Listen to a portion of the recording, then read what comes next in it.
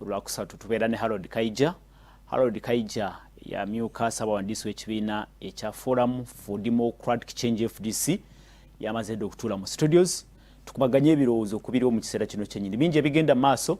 naye nja kumusaba asooka akubuuzeeko tutandike program. Harold KAIJA. Njagala kutwala omukisa guno okulamusa mikwano gyaffe we tuli mu Buwambe abatava ku show eno. Njagala okusaasira mwenna abafunye ebizibu okusoomozebwa kwonna. Manyi kati essaawa zino tuli mu back to school, mbeera nzibu, abantu bangi abaana batudde waka babagumya naye nga naye babagumya nga nabyo bizibuzibu. Abaana mbasaba temusanyu bazadde ku pressure be basinga okwagala mugende ku ssomero. Gwenza ogenda ku ssomero for fun naye yamanyi lwaki akutwala ku ssomero. N'abazadde bwe mbasabira Katonda embeera ekkakkanemuko naye ng'embeera si nnyangu. Mbaagaliza okulaba okulungi. Kale liku Soul TV program omunyo ku makya neera twegatiddwako Charles Kazoba. Charles Kazoba munnamawulire omukugu omutendeke ate ye mutesitesi wa Karibu Africa Presidential Awards. Charles. Sanyuse nnyo okubeera wano. Bawogezi ba Soul mwenna mwasuze mutya naffe gye tuli mpozi kye watagaseeko kya MK Movement. Oyinayo ogufo. Olina okyogera kubanga KAIJA alina okumanya nti alina omuntu wa General Muhoozi gw'atudde naye wano. Yes. Kale tweyanzege bwetu bwetandise programu ekyaleero bingi nkugambye ebigenda amaaso naye tugenda kutunuulira enteekateeka ey'eggye lyaffe ery'eggwanga erya UPDF gye liriko kati mu kiseera kino nnyini ate era gye limaze akabanga nga gye litambuza ey'okukuuma emirembe mu ggwanga erya Somalia badde mu bizibu ebbanga ddene era eggye lyaffe lyagendayo mu mwaka gwa 2007 wansi w'enteekateeka eya African Union okugenda okukuuma emirembe n'okutebenkeza eggwanga eryo. Amawulire ge twafunye agatali malungi gega okuba nti enkambi ya UPDF yalumbiddwa ku lunaku lwokutaano ku makya. Abajaasi abatalina kumanyikiddwa mu wendo ne battibwa mu bulumbaganyi obwennyini nga abalumbaganyi bateeberezebwa okuba ba Al-Shabaab be bakoze obulumbaganyi obwo. His Excellency the President n'eggye lya UPDF te ne omukago oba enteekateeka ya Artemis African Union Transition Mission in Somalia nayo yakakasiza obulumbaganyi buno nti abajaasi abamu abatawogeddwa mu wendo be bafudde pozi ate n'ebyokulwanyisa ebyenjawulo ne bisaanyizibwawo. Okusinziira ku ekiwandiiko kye tasobola kakasa naye ekigambo okubanga kyavuddemu abakambwe ba Al-Shabaab abajaasi nga 137 bo bagambibwa nti buba nti be battibwa be batirimbuddwa mu bulumbaganyi obwo naye ate eggwanga Uganda terina bakakasa oba UPDF tekakasa muwendo ogwo wadde bakakasiza nti obulumbaganyi bwakoleddwa. Kitalo nnyo eri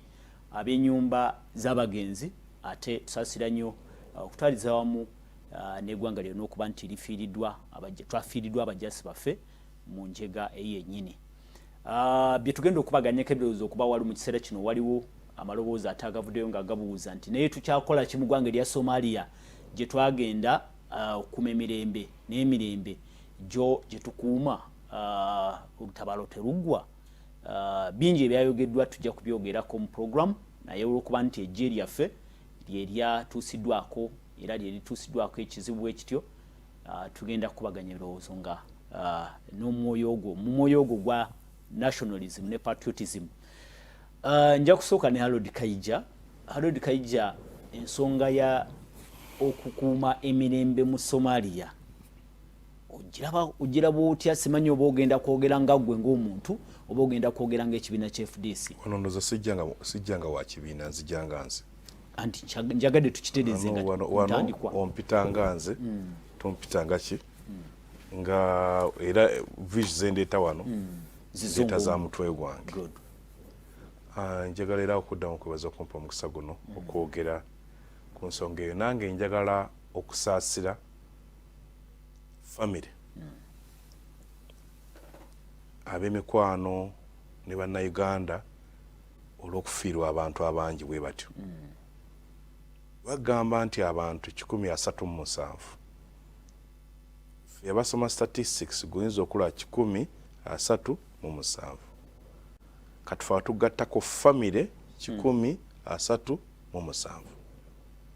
oyinza okwesanga ebyalo 137 nga bijja kuba nga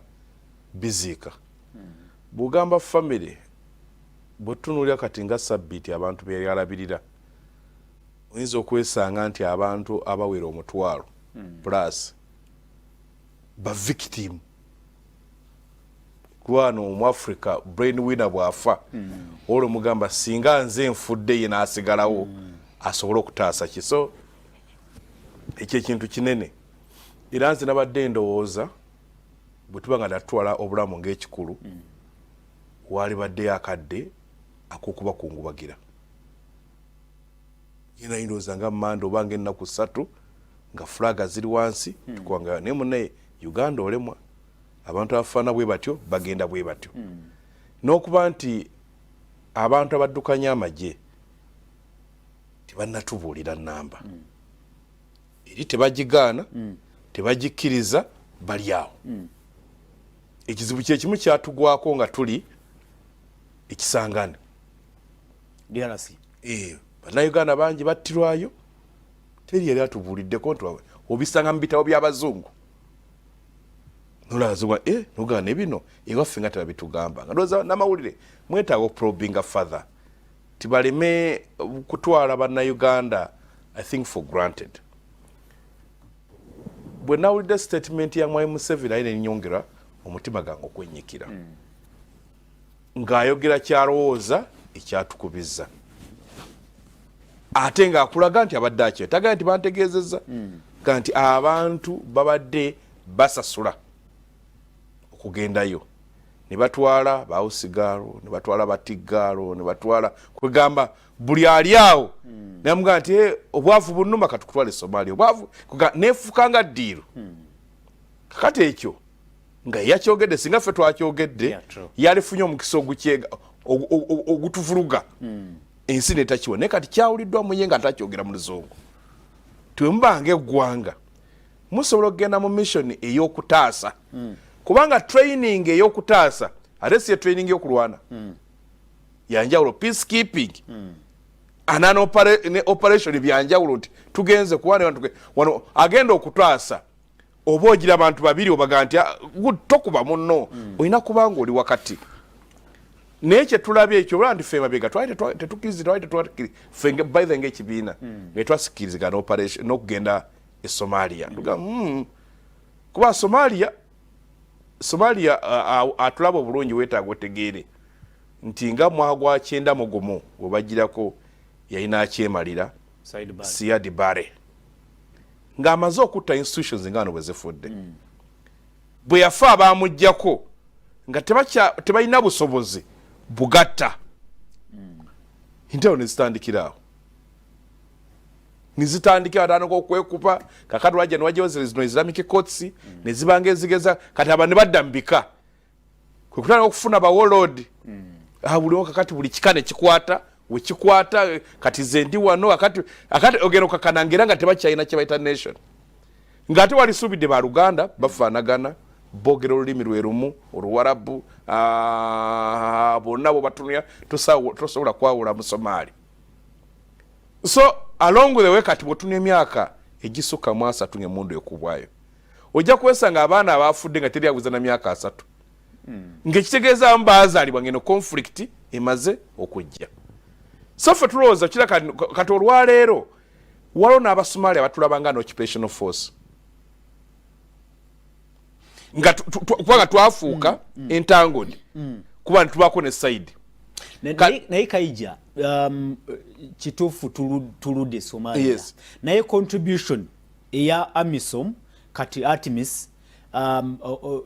tesobola it's undisputed contribution anti kyeni mu kugamba gye twasanga Somalia neweeri olwaleero nga n'omwaka oguwedde basobola okutegeka akalulu ne balonda yes andi kyeni mu kugamba nga ne Al-Shabaab mu kiseera kiri nga yeri kumpi yali yeefuze Somalia yonna kati olwaleero bali mu bitundutundu Yes, no, era bajja ne balumba ne badduka andi kyende mu kugamba bw'ogenda okutaawuluza abalwanagana tobererayo ddala n'okwebaka n'okola kino weebaka ate kati nekirabika netuuka okuba nti tetukyataasagana nga kuba abali balwanagana naye nga tulaka tulina sayidi gye tuli kubanga Uganda gye bali eya gavumenti kakati watoli peacekeeper olwo peacekeeper abadde wakati n'amakinga sure nti kati mumufaaki n'okuteekawo process nti abantu abo basobola okukwatagana kalijja okwongera okujjukiza kyova olaba mission yakyuka neva mu AMISOM negenda mu African Union Transition Mission in Somalia anti akati abakyuse okuyambako kati abaliyo bayambako okukyusa okutransitinga from bafune government yabo actually kankujukize ne week ne mugwokuno mwezi oguwedde bali wane waffe mu Kampala anti bani abakyuka bensi ezitwala ezina y'amagye ne president wa Somalia ziri meka ngaba ziri mukaga ndowooza mulimu Burundi, Uganda, Kenya, Ethiopia. Yes. Nenga ani atwalayo share y'abasirikale nga enteekateeka ebaddewo I know I am aware yakukwasa obuyinza abajasi ba Somalia ne government yetingirira no anti no exit plan yaffe eri etya nenda nkigamba mu mutima mulungi kugamba nti omwayi bw'otuuka ng'oyamba abantu nga panchi z'ofuna nnene I am telling panchi zetufuna nnene kubanza ekizimuza ekisinga okunnuma nti America ekyagifuula ey'amaanyi America yajja n'eyamba ensi za Bulaaya mu sematalo n'erwanira ku side za Allied Forces bw'emaliza nga bonna babakubye America nejja nga yezze okubayamba ng'eyita Marshall Plan bwejja okudabula reconstruction byabwe America wejja obugagga ne dola yaabwe ne dominating Europe n'olwayo n'ensi yonna kakati ffe olwaleero olaba n'amayirungi gokka gava Kenya yes twayamba Sudan Southern Sudan okufuuka kyeri olwayo bannakenya basinze okufunamu Rwanda bw'osa investments z'abannakenya zisinga ezaffe by the way tulina investments zityawo nti olina era osanga abantu bakolakola buntuntu mu business DRC ne bwe twagirese bwetu East African Community abannakenya ne bakola ki ne bayingira kubanga yo America agamba buli we tuyiwa omusaayi tufunamu ki buli we tuyiwa omusaayi kati ffe gye tuyiwa omusaayi tuli bubeezi ba kisa tuli bagayi ba buyambi tuli kuki kubanga olwedde ne Somalia tetuli kumpi tuli wala oyita mu Kenya tuli wala kyali badde nga babagiri okumpi nga naffe ffe abalina abasirikale abatono nga ffe abali mu ringi eyabwe ne kati olwaleero obusajja butagetinganga Bannayuganda bulabanga ffe abafunamu ennyo ng'okujja kino ekyo twafunye mu kinategete kyogamba KAIJA tetufunamu mu mission eno at least peace ne wafu bali batukubyeko wano andi abatukuba netusalawo katubalumbe batukuba nga gye tuli batukuba nga gye tuli yes nga era gye tuli twagenda 27 batukuba nga gye tuli so batulabanga beneme obudde tebutuuse tukireflectingeko kubanga ezo issue ambalowooza tezeetaga parliament zikubaganyako naye mulimu abantu okufa abayitirivu military hardware yaffe byetaaga tukkirize oyinza batatugamba okudiscussinga technicalities emundu simakikaki eziriyo naye operation ediscussingibwa nebanga nti bannayuganda bagitadde mu so nze ndowooza twetaaga tufune exit plan tuyite amawanga naddala ag'abawarabu aboogera olulimi olufaanagana n'olwabwe abalina eddiini ng'eyaabwe tubanga oluusi balowooza nga losusiringa n'abasirikale nga baziranga nti bano balaka bakafiiri kubanga balowooza naye gwa ajja ebintu bino obitegera kyenkana ki so tutwaleyo abantu tugende nti Egypt olwo ensi kati nga Nigeria nsonene mu Africa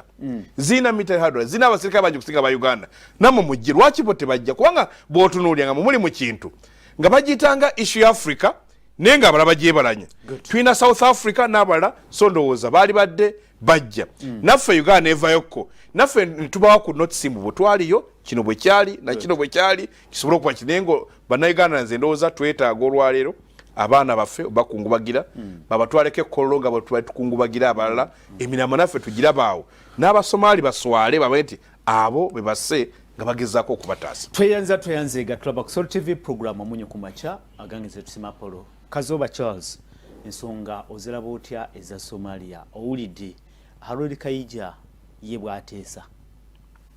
ekisooka ng'eggwanga tukungubaga kuba twafiiriddwa abaana baffe wadde tetunabategeera ennamba entuufu ne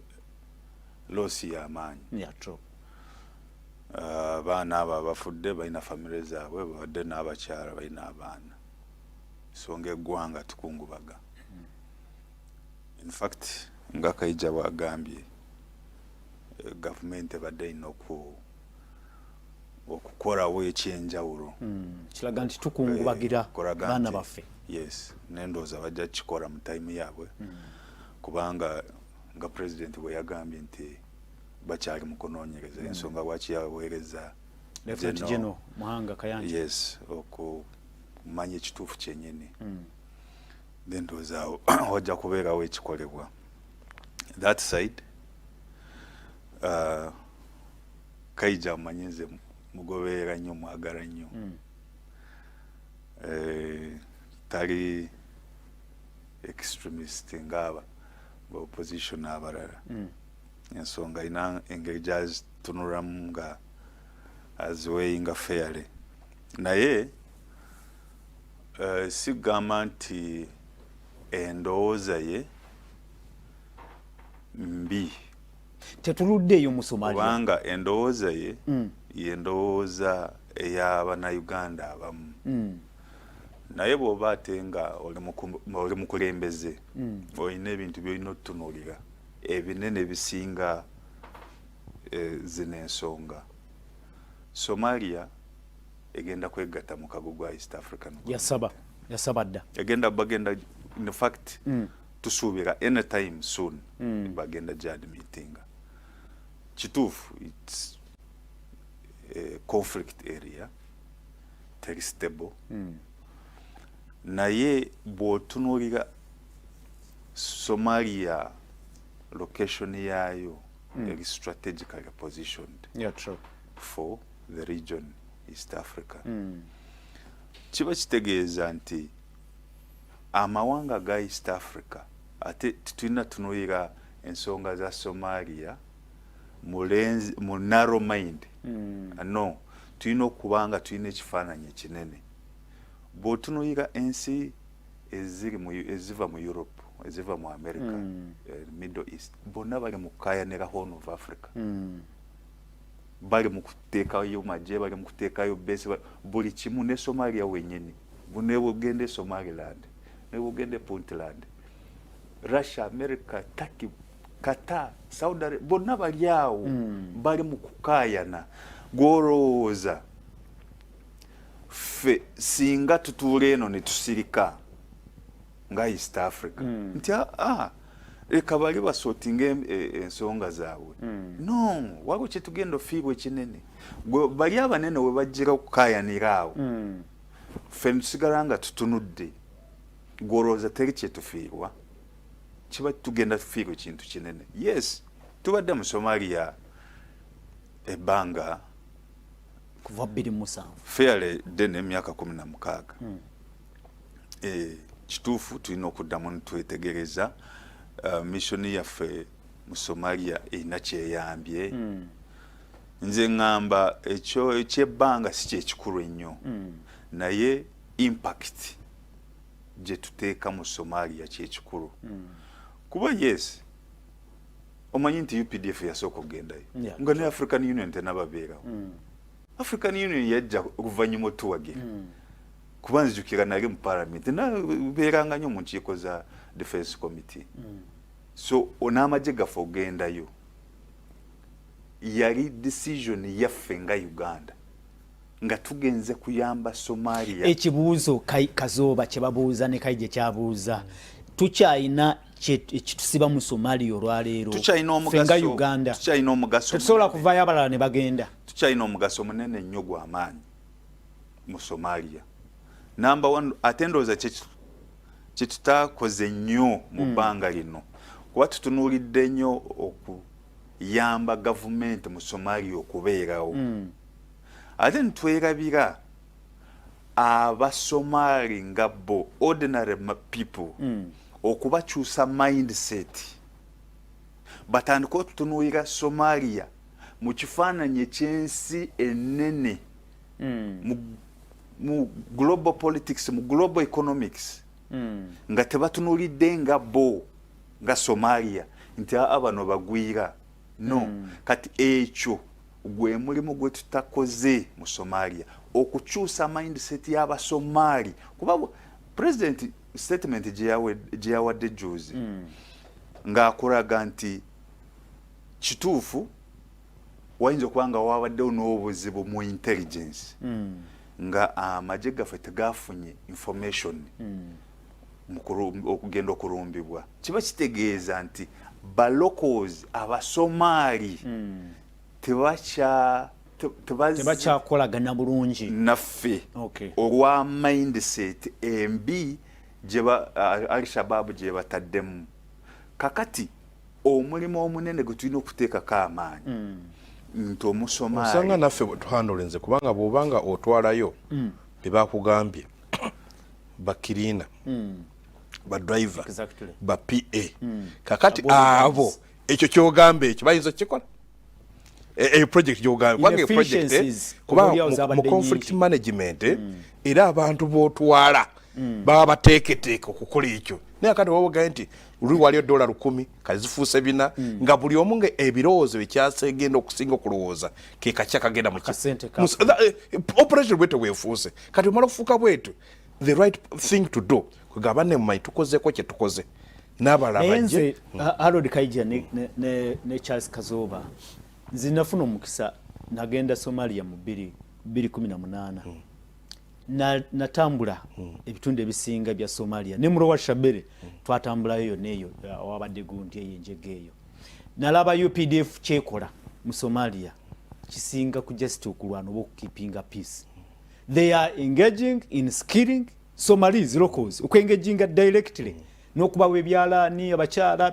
projects twazirambula nyingi nyo so mbadde njala kujjawo gwe kyogambye nti tebakoze nnyo okwatagana n'omuntu wabulijjo kumuyambako munange zimba ideology amaka kubaika soko sibya kati ekintu kyogambye wala kitabo kibayita out of the mountains in Afghanistan aga America bajja nga balina byebagala otuwa wala gwe byagala obbawa bo baagala ki they never ulira bote balo kati gwe byewalaba Abasomali be bali kubanga njalo okongerezako nti nekyeyogedde ekyebika ekyabakulu b'ebika beba ino obuyinza beba ina amaanyi mangi nnyo n'okusinga ki nalabanga UPDF ekwatagana bulungi n'abakulu b'ebika mweyita ne bamobilizinga abantu ne bawuliriza UPDF okutunda ideology nga bw'ogambye I think there is mulimu ekibulamu ne bakikoze bageza ko kikola which is not enough UPDF egeza ko kikola chengeza ko kunyonyola UPDF yes okutraining amagye aga Somalia strategically njagala baba abazungu bano ngeje bakolamu ebintu byabwe bajja ne Bible ni Qurani ne bona ngamba nyo bazungu bajja ne Bible nenga nga tebakwataganya na bano nnyo abakulembera bono babeera mu church zaabwe mu bantu ba wansi nga nabo si basirikale nenga kye bakola omulimu gwe baali bakola nga guyamba bali na bano oba KAIJA kyagambye ekyokuba nti batutunulira nga abata identifying nga nabo directly kyandibanga kyekizibu kankuwe example singa nga East Africa kuba tutulina sente kyo kituufu naye singa tubadde tukola omulimu nti buli mwaka tuleeta Abasomali 2 oba 5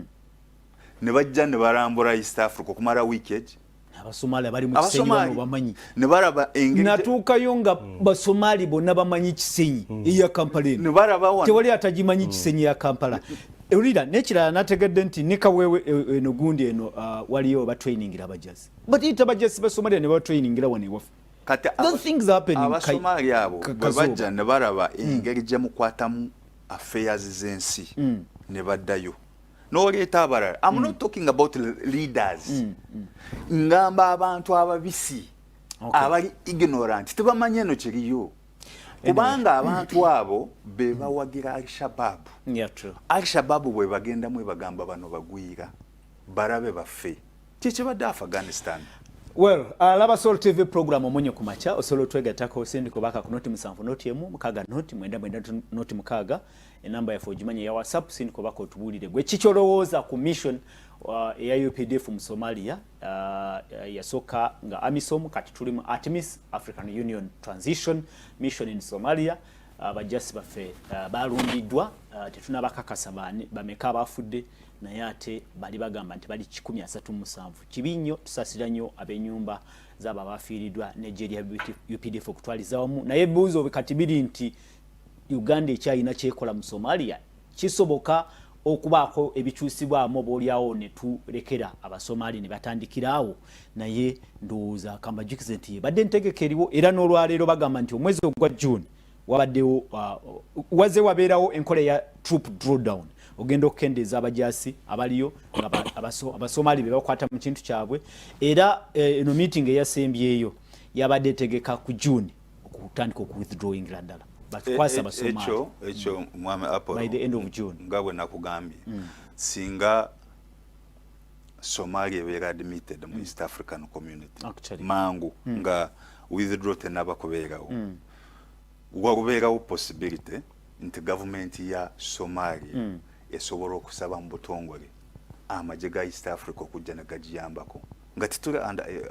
wanabeerawo enjawulo okuba already gituli kati kyenkugamba kubanga omanyi ne rules of engagement mu Somalia tutambulira ku international community UN ne African Union naye nga bwe nkugambye nti tulina omulimu omunene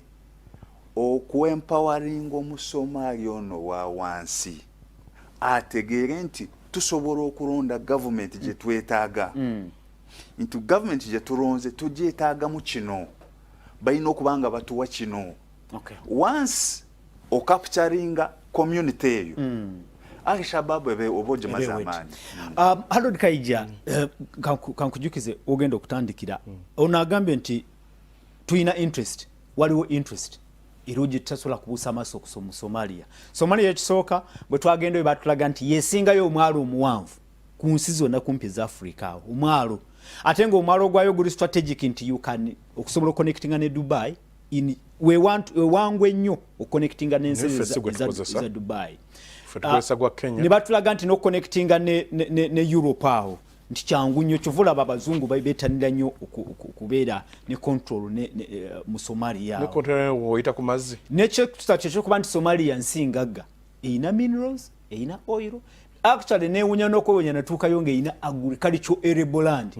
bali ma watermelon gye baga nti esingayo mu Africa okuwoma and phase of interest bayine embuzi enyama y'embuzi eza Somalia yesingayo ku Apollo bali ma wewunya nokwewunya kyengamba nti benefit togiraba nti twetaaga kusubwa okubeera another for interest let me tell you omayi bagamba nti akasanka kulemye bwate bampene nganga okamanya oyina Southern Sudan oyina Rwanda oyina DRC hizo nizo zita project Uganda pichibe tuzifunyemo tuliokate tuwanuze eri awatuliye wala woyina okusooka okubuuka wano tambuza n'ebigere nosano inge Rwanda notambuza ebigere nosano inge DRC notambuza so nti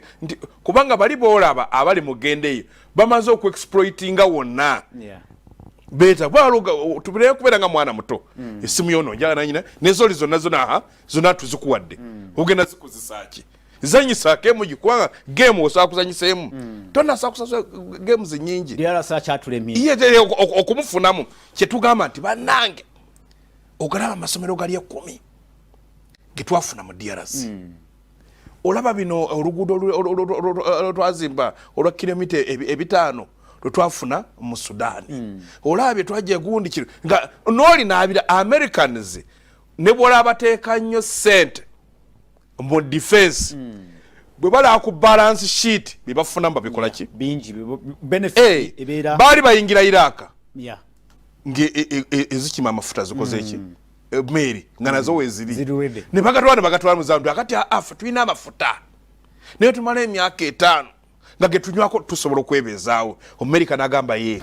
omwana affe gundi yafati yafira bwerere kyova agamba nti America alwaniridde America afudde nga bana America tanonyenga wakusula omwana we tanonyenga wakusomera tanonyenga mulimu tanonyenga kyakulya era kyova America bwatunywa omusirikale we amambu gibayita America gwoje naye akati ffe bwofuna nduga nti ye tuina gundi nze nyina kojja yali kazini wange afide mwezi ntalo Lieutenant Richard Seguje twamana emyaka 2 nga tufuna nga mulambo gwe Lieutenant Andrew Sabata abo family that abana baabwe bonna okusoma KAIJA obutakusala kiri yes omanyi bana Uganda abafunyemu mu Somalia abagenze ne bavaayo obulamu ne bukyuka nedanga bo notwogera mpola kati ndi mukugamba omanyi nti abaana bano balwana okugenda Somalia amale emyaka 2 contract njagala kugamba aveyo nga akyusisa obulamu bwe stanza y'ekitibwa ya gundi ya Buganda Anthem eyokubiri eyogera nnyo abazira ennyo abatusooka abalwana nnyo olutalo okugaziya ki Buganda kugifuula kyeri yaga nti mwagenda nga ne muleeta omunyago ne gujja mu treasury waliwo ekitabo kibayita the Third World War of Africa Third World War of Africa kyogera ku lutalo lw'e Congo ne kikulaga ensi zonna ezaali mu Congo author n'atandika okutemaatema buli omu okime Rwanda yalina department receiving ebive Congo gundi ekyagitwalayo Zimbabwe ng'etunda ebyakulwanyisa nefunamu sente Angola kyekimu tolabawo benefit ulira anti batubalira anti nemukugamba anti kugamba author ku Uganda okubeera mu Somalia yes anti nemukugamba tuina wo tugisanga mu budget support mbochi twakifunye anti akati bule mutafuna mu collect akati bwe twatu tuyamba aba just individual yafunye $10 10 12 13 tuina okuba ku Uganda bannange abaana affe collective labafira Bugonde kino twakifuna kubanga ze country wale kika kibaita Uganda kiki ofunyemu watewo kubeerawo benefit eyawamu exactly nga bangi bonna exactly yobula mun agamba yes nange kanyambale ngende enfireyo kyo tugenda kukifuna okay kwa waliwo eyo patriotism kyekibula bwe twogera patriotism kibayita okuteesa nti ng'omuntu agenda okulumba olutalo ng'alumbira ku lwa Uganda si lwa individual naawe otalo ogenda okutaasa otaasa abantu bofunamu ngobutuusa kuba nga balwana bataasa otaasa mikwano gyo kubanga ono eri akuyambyeko when you scratch by also do what you scratch you bano byonna byonna byobaze wante tulina mbuzi ani atusinga ettaka eddungi byonna byonna byengenza okulaba nga Uganda byonna ebikola ki ebirina bwe zibeera minerals ezaffe twaze exploities okuzifunamu tudduke tugende tukimeziri ezeeri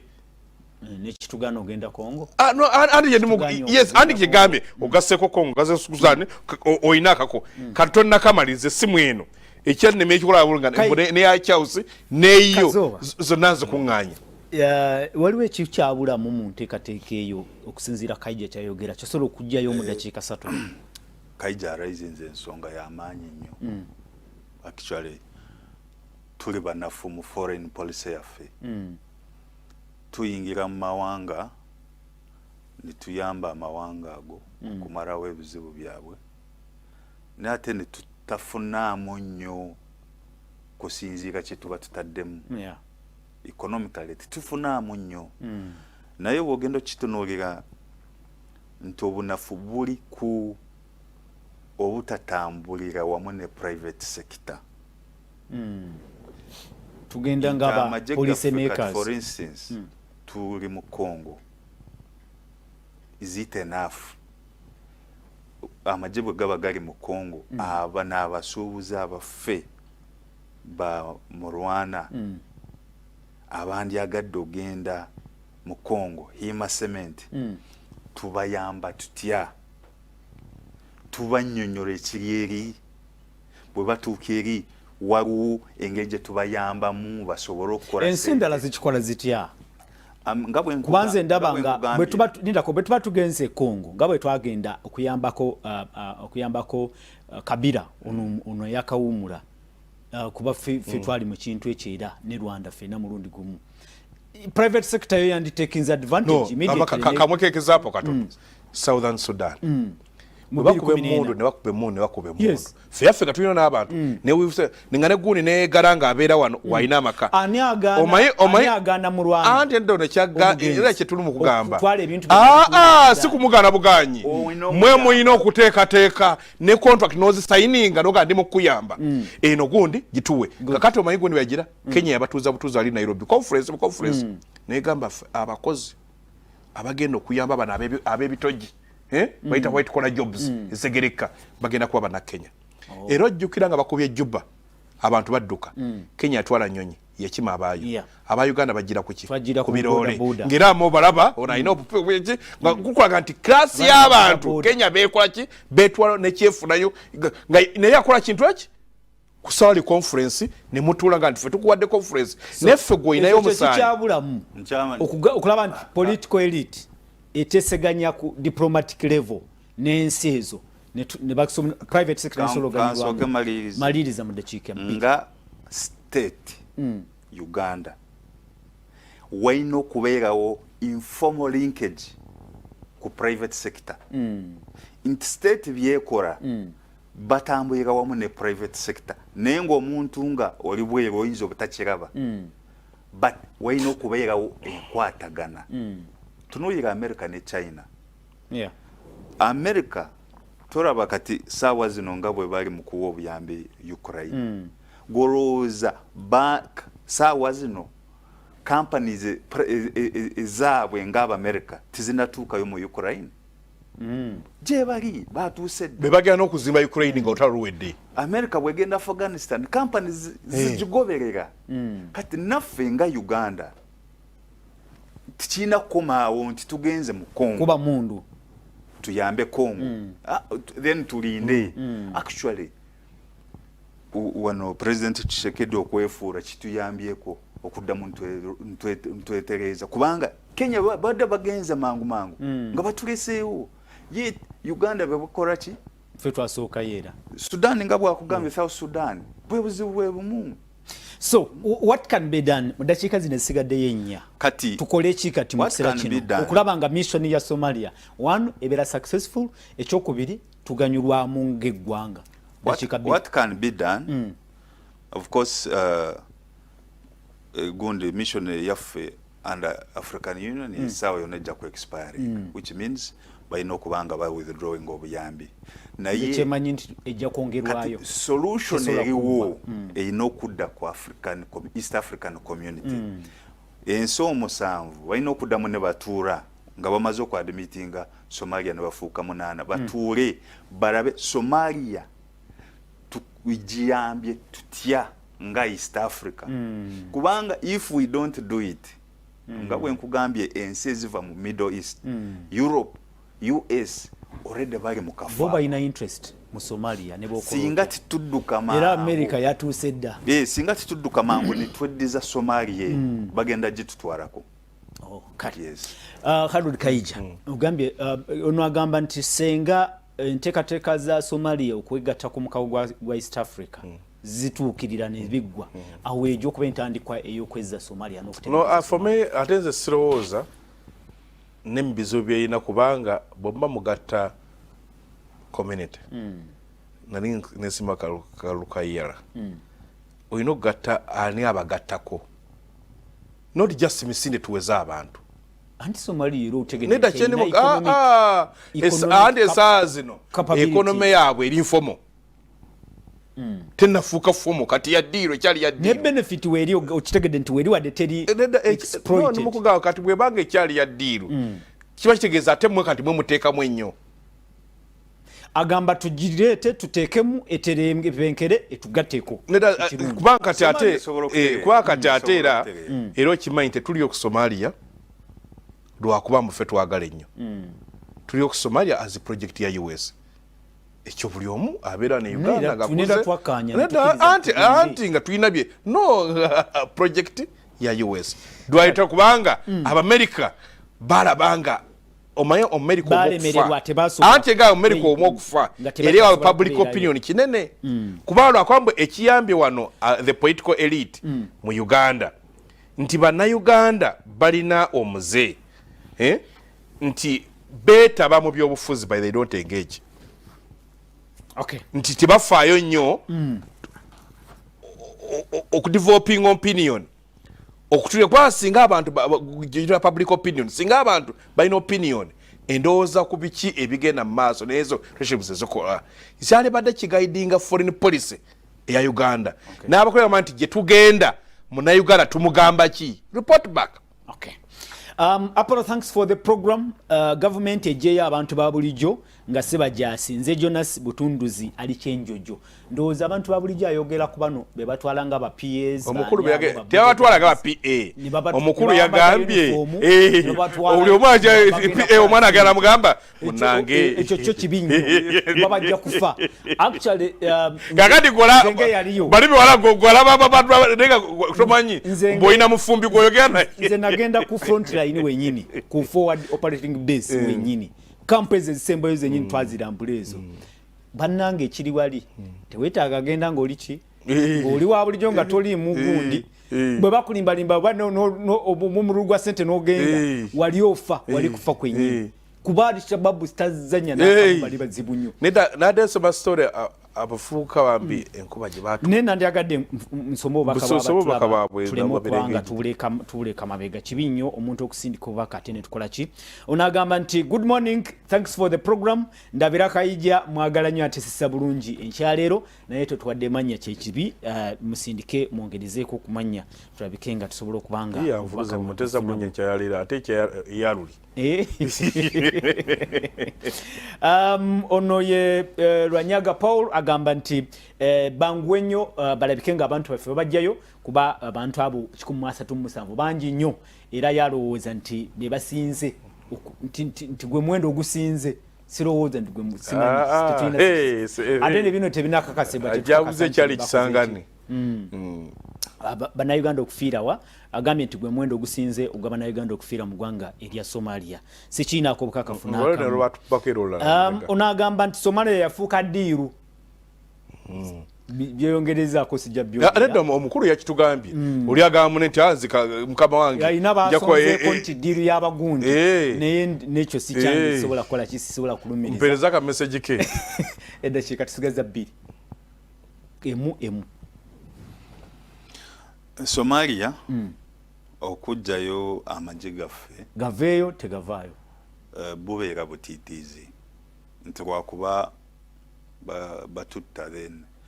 tulina okutunuulira ekifaananyi ekinene ekisinga just ku nsonga zino so okujjako nga bwe nkugambye nti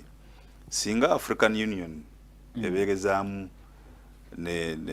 gundi contract neziterminating then nga East Africa mukago gwa East Africa tusobola okutuura ntulaba engeri gye tusobola okuyamba Somalia. Thank you. KAIJA dakiika lyemu sirowooza nti butiitiizi okuvaayo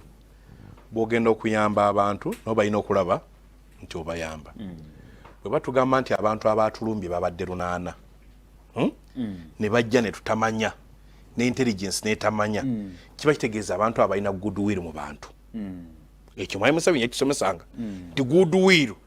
jimba mwina kuba olina aleta abantu 8 ne bajja ne babwama ne bakola operation efana bwetu baba ina goodwill kiba kitegeeza tuyina ekizibu kiba kitegeeza balaniso tulabanga ba intruder buli oli lwakulaba ngozo omuntu asanga intruder mu mateeka judge asooka excusing file noga file eno njikoze eki njivuddemu so it's better tusaba abalaba Nigeria nabo balina amajja manene bajje bakwaseeko ne twetaka to redefine okujja okyenda bulaka line kamunti twetaaga naffe okukola ku Uganda yaffe tuginsulating ekizibu ekiri Somalia tekigwanga ko wano nga mwayi Museveni agenze toyanza nnyo batulaba ku TV nenze bwe natuuka Somalia nalaba yaba police aba Nigeria sindikayo waliyo police nyama jiga nzo kategere ne police jiri so singa Nigeria nazo je ziri actually nendala nga Chad ne wali endala za West Africa ziriyo kambagali sonako olungi tudemu tusinkana onako lwencha musibe bulungi